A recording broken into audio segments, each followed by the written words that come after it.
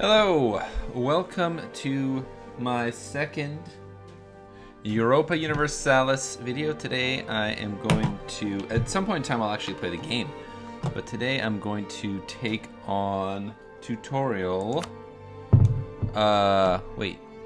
basic tutorial, unit controls, advanced tutorial? Is that what it is? Unit control production war? Yes, that's what I'm gonna do. Boom. Advanced tutorial. Advanced gameplay. Let's see.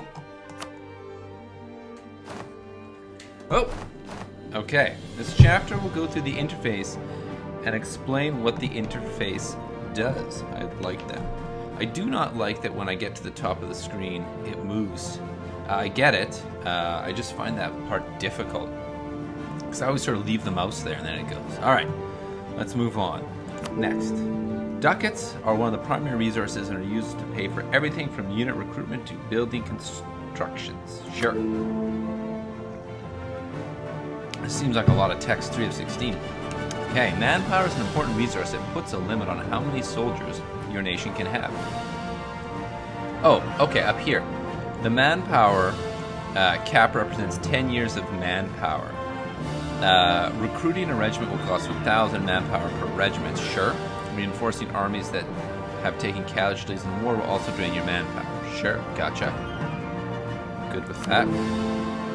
Stability represents, we skipped over this fella, that's okay, sailors. Manpower, sailors. Stability. Stability represents how stable your nation is. Stability is connected to unrest, tax income, global trade power, and more.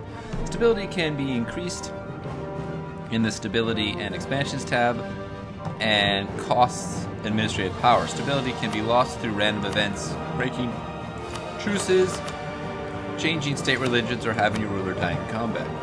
Fair enough. Prestige is gained. So this is stability. Corruption, we skipped. Prestige is gained by winning battles, wars, or through random events. Prestige gives your troops increased morale, legitimacy, and better relations over time. Yeah, okay. This is legitimacy? Prestige. Republican tradition. Only republics are affected by Republican tradition, and it primarily reduces national unrest. Republican tradition is lost by keeping the same ruler for several terms, and is gained slowly every year. Low Republican condition is associated with an increased stability cost. Only monarchies are affected by legitimacy, and it represents how legitimate the rule of your monarch is considered. Legitimacy affects unrest, religious tolerance, and diplomatic reputation. Fair enough. Oh my gosh. Power projection is a value that reflects how good your nation is at flexing its muscles. By selecting rivals and taking aggressive actions against them, your power projection can increase. Having power projection can give you bonuses to your country. Privateering. Coffee. Winning wars and embargoing and support, rebels are examples of actions that increase your power projection. Envoys are characters you use to perform different tasks. Merchants are used to collect income from trade and steer trade. Merchants. Colonists are used to found new colonies. Diplomats are used to perform diplomatic actions. Makes sense. Missionaries are used to convert the religion of a province. Envoys will return when they have finished performing their tasks. Great. You have 3 resources which combined are called monarch points. These are administrative power, diplomatic power, military power. Administrative, diplomatic, military. Gotcha. You gain monarch points each month, and the amount depends on your rulers and your advisor's skills. Okay, there's a lot going on here. Alerts notify you about information that you might want to do something about. Left-clicking on an alert will take you where you can do something about it, while right-clicking on the alert will hide it. Red alerts are urgent, yellow alerts are important, and green alerts are non-urgent. That is the stoplights. That makes sense. The diplomatic offers from other countries also appear here. The production interface is designed to help you make production more efficient and easy to use. You can learn more about it in the production chapter in the basic tutorial. The Holy Roman screen allows you to see what nation is the Holy Roman what nation is the Holy Roman Emperor, who the electors are, and view all the member states. I always think of that Radiohead song whenever I hear Holy Roman Empire. If your state religion is Catholic, you will have access to the mechanics related to the papacy. The papacy view gives you information about papal influence. There's a lot of capitals in here. I'm sure there's a reason. And what you can spend it on. Every time the Pope dies, a new one must be chosen from the active cardinals. You may invest papal influence to increase the chance of you being the next Curia controller. You may invest papal influence, sure. The outliers help you by giving you fast information about the progress and status of armies, navies, buildings, envoys, and more. Score represents how well your nation is doing and is divided into 3 categories. The categories are administrative, diplomatic, and military. You can view score comparison in the ledger to see what gives you score. I don't know where the ledger is. I assume maybe this is the ledger? I don't know what this... Diplomats. Oh, that's like these guys up here. Okay. This game is certainly complex. Again, I'm more used to the Marios of the world. That's sort of, that's what I cut my teeth on, and it's still what I like to play. Map modes will change the information given to you on the world map. The next chapter will go through them in more detail. Okay. Terrain map mode. Map modes are a tool to help you better. This is a lot of reading here. Help you better get information. Help you get better information about the world you play in. The default map mode is the terrain map mode. The political map mode will color all the provinces a different color, one for each nation. The political map mode can make it easier to see borders and where a nation has provinces around the world. Okay. The trade map mode shows you which provinces belong to what trade zone. In addition, it shows you where trade flows. I like that. That's neat. And it is here where you order your merchants to steer trade in certain directions. Huh. You will learn more about that in trade steering later. The Imperial map mode shows which provinces belong to the Holy Roman Empire. Green provinces are Imperial provinces. So this is the Holy Roman Empire, huh? Green provinces are Imperial provinces, orange are the electors, and purple is the Emperor. I don't know enough about the history of the Roman Empire. This is 1444. When did the empire split into East and West? I don't know. But it did at some point in time. Belong to the Holy Roman Empire. Green provinces are Imperial provinces. Orange are the electors, and purple is the Emperor.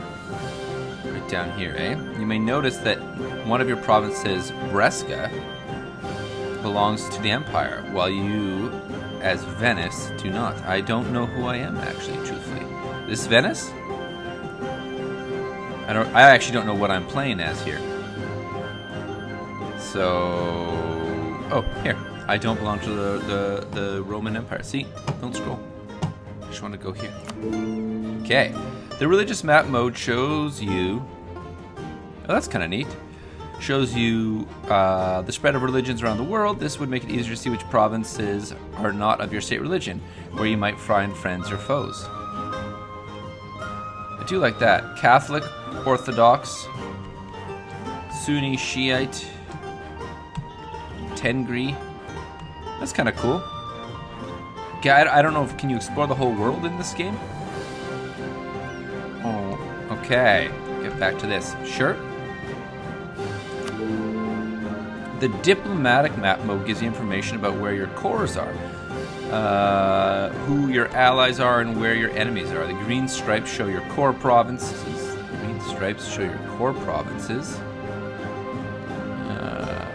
That you do not own. Clicking on a province that belongs to another nation will update the diplomatic map mode with that nation's information. So I click on this. I don't know. Oh, I sort of get it. I don't really get it, though. Okay. Okay. More map modes. There are many more map modes to help you get information about what is going on in the game. Try clicking on the additional map modes button and have a look. Yeah. This concludes the chapter. The next... So... Jeez. They got a lot going on here. A lot baked into this game engine. Okay. Yes. Trade. This is just a lot of text. Trade is an important part of Europa Universalis 4. The world is divided up into different trade nodes, with each having a different number of provinces in them. Provinces produce different trades good, and the trade value of those goods is... Oh, sneezed. Let's see. The world's divided into different trade nodes, with each... let me zoom out here. With each having a different number of provinces in them. Provinces produce different trade goods, and the trade value of those goods is transported to their respective trade nodes.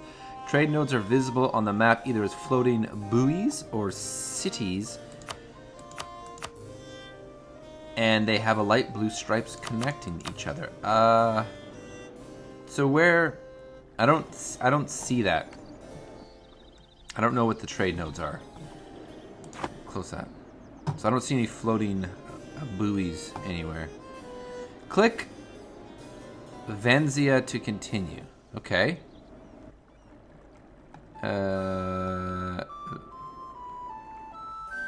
is it? This? Oh, there's an arrow pointing at it. Okay. I did. Or is that Venice?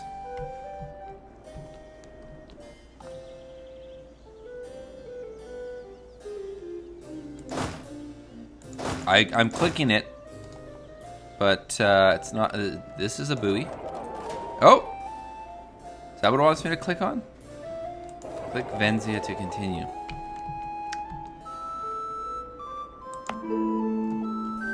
So my son did that. I clicked it. I don't know what it was doing. The trade values in a trade node come from the provinces that trade them. You can either collect income from the trade value or steer the trade to the next trade node. The trade power is a very important value that determines much of the trade in a trade node you control. The more trade you control, the more income you can collect, or the more trade value you can transport forward. Okay? I sort of didn't really get that. Your merchants can perform two different actions in a trade node. Collect from trade requires that you own a province in that trade node. I still don't know what a trade node really is. And we'll collect income from that trade. I sort of get it. Like I guess it's a region where you produce things or consume things or trade. But I don't know what the representation of it is. The amount of trade power you have compared to your competitors determines how many ducats you gain in trade income. Remember to unpause the game. Have a merchant collect trade in the Venice trade node to continue. Okay. Recruit regiments, build a ship, hire mercenaries. But what do I do? No armies. I don't know if, like, do I go up to here to my merchants? What?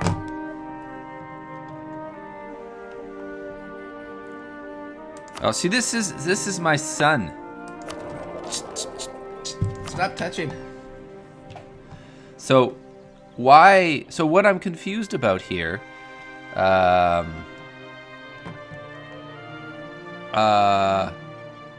why? So, what I don't get. What is this? So this isn't the trade information. Why is this thing bouncing here? What is this? Is this the political? No.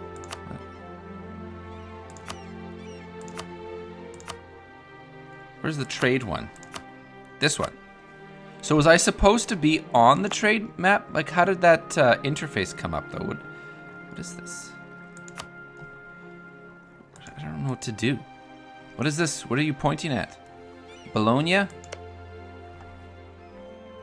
So I don't understand where I'm supposed to do here. So, here's the trade. The amount of trade power. What do I have to do? Have a merchant collect trade from Venice in the trade node. The arrow. Oh. So I don't know what this is. Okay, is this it? What does that do? Okay. So this is the trade. This is the trade node. Maybe this was supposed to be over here, and this arrow is supposed to be pointing at this. Collect from trade. Yeah. Is that? Oh, is this pointing at this? Okay, I want Pietro. Okay, so I have to unpause it. Where is he? Is that it? Okay, now it's pointing at the right place. Okay. The second action your merchant can perform is... I don't know what that was. I sort of get it, but I don't really know. The second action your merchant can perform is transfer trade power. This will transfer trade value from one trade node to another. The amount of trade power you have compared to your competitors determines how much trade value is transferred. Select the Alexandria province and then click the button to go... What button? Click the button to go to the trade node. Remember to unpause the game. Okay, so where is Alexandria?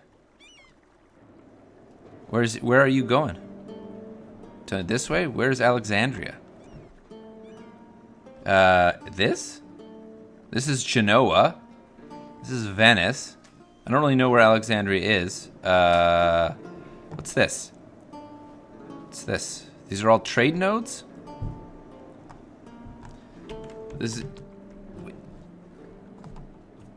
These are all trade nodes. Ragusa? So where is... I don't really know where Alexandria is. Greece? Down here? Oh, my son's saying I have to follow the arrow. Oh, okay. Here's Alex. So this... Okay, I sort of get it now. So this is it? Okay. This is a trade node. Okay. Now I have to transfer trade power. Why do you transfer trade power? Okay. Sure. This guy. He'll arrive there in 19 days. Okay.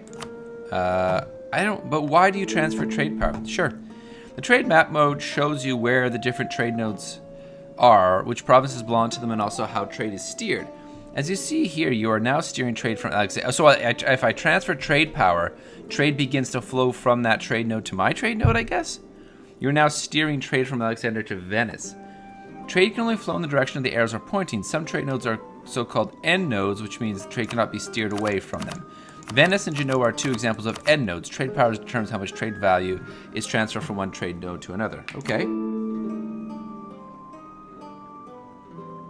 Trade power directly affects how large portion of trade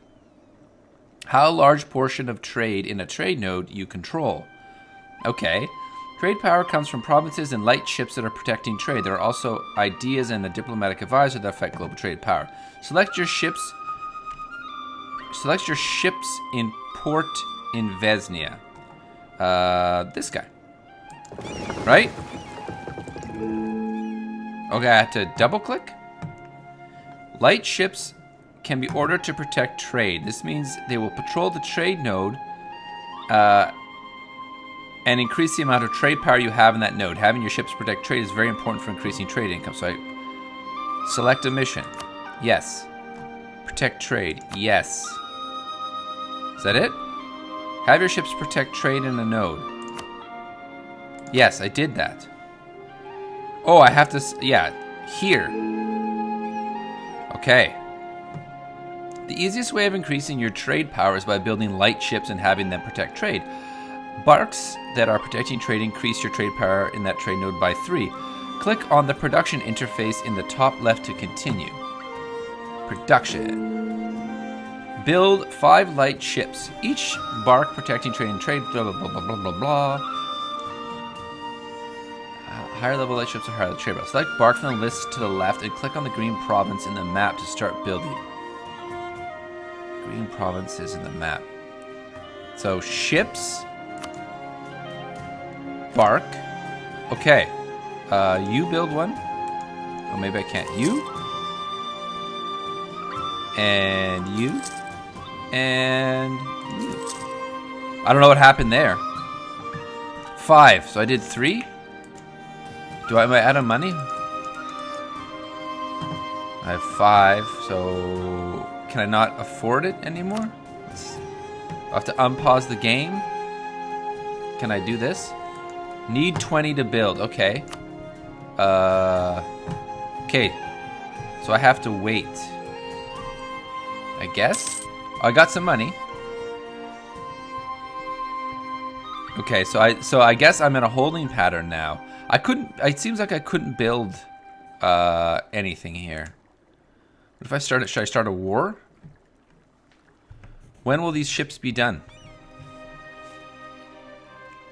Okay. Oh, 12. I can increase, my son is telling me I can increase this. Go faster. I need some cash. 15. Why aren't these ships done? Okay.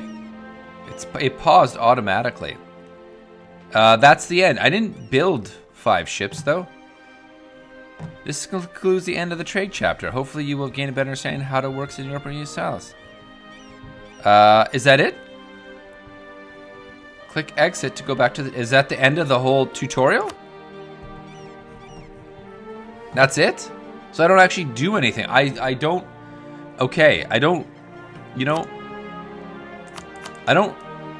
This is 20. I didn't build... Is this... Oh, here's my ship. Is that the ship I built? Gotta tell you, I don't really know what happened in a lot of that tutorial. I can't click on anything. So, this is the end. That's it? So, okay. I didn't build my... I don't know where they went. I don't think I built them. So, yeah, I can't click on this guy, though.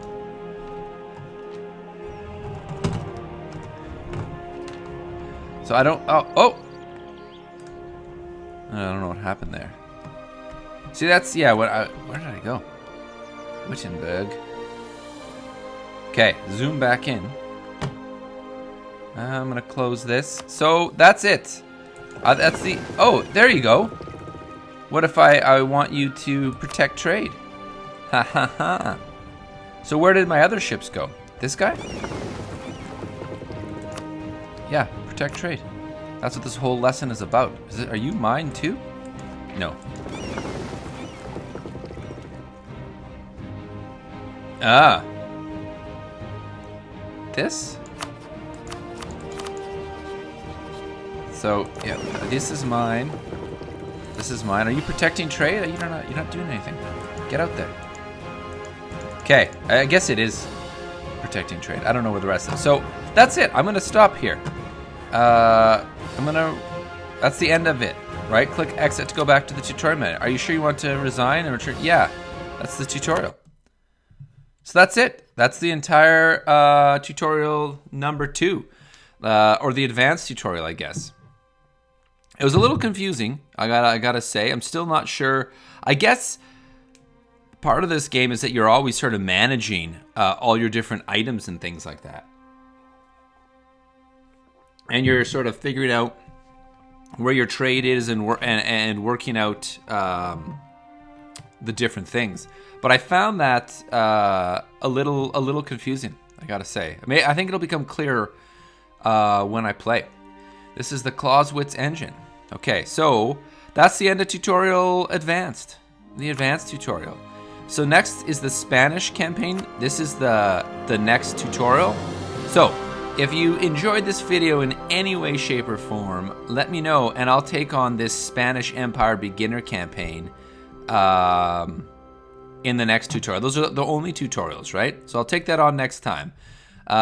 Thanks for watching. Let me know if this is something you like to see as opposed to classic old 2D side scrollers.